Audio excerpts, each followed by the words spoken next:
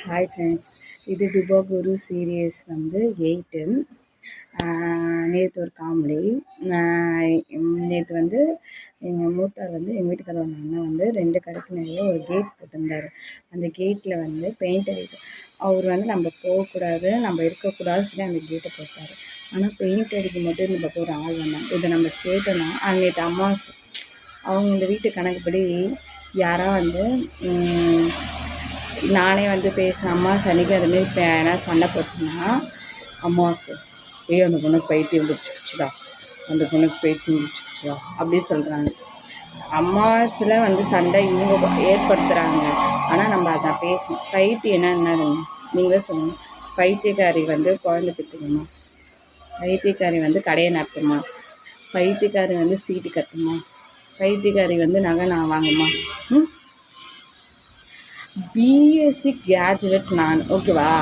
அவங்க படிக்காதவங்க, 10th fail ஆகும், ஓகேவா? இந்த வீட்டில் அந்த அளவுக்கு படித்தவங்க யாரும் கிடையாது. நானே எங்கள் வீட்டுக்காரு பெரிய மூத்தார், நடுமூத்தார் 10th ஃபெயிலு, அவங்க பொண்டாட்டி 12th ஃபெயில். இந்த பேசிக் சென்ஸு இல்லவே இல்லை. படிக்காதவங்க சிலவங்க இதனால் நம்புவாங்களா? அமாவாசை பௌர்ணமி அது. அப்புறம் வந்து நான் அந்த கடையை பார்க்குறேன்னா லெமனு மந்திரிச்சு கட்டணும். எந்த காலத்தில் தான் இருக்கிறீங்கன்னு கேட்க தோணுது.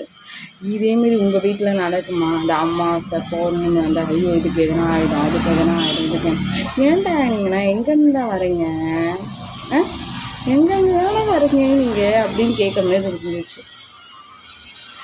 அவன் ஒரு ஆள், அவனை மதித்து பேசணும். அதெல்லாம் ஒன்றும் கிடையாதுங்க.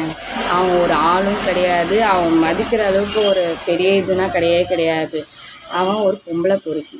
நான் கேமரா வச்சுக்கிறேன், என்னை வந்து தப்பாக பார்க்குறான் போங்கிறான் அப்படின்னு சொல்லி கேமரா வச்சுக்கிறேன், ஓகேவா? எப்பவுமே ஒரு ஆள் வந்து நம்மளுக்கு பிடிக்கலனா ஒதுங்கி, அது ஒதுங்காமல் நீ வந்து நான் இப்படி தான் செய்வேன், நான் அப்படி தான் செய்வேன்னு சொன்னேன்னா வேலைக்கே ஆகாது. என்றைக்கு இருந்தாலும் எவன்கிட்ட இருந்தாலும் அவன் அடி வாங்குவான். நான் அடிக்கணும்னு இல்லை, கடவுள் கேட்பார். சும்மா வந்து அமாவாசை பௌர்ணமி மற்றவங்க ஏமாத்துறது உனக்கு அறிவித்தாடா.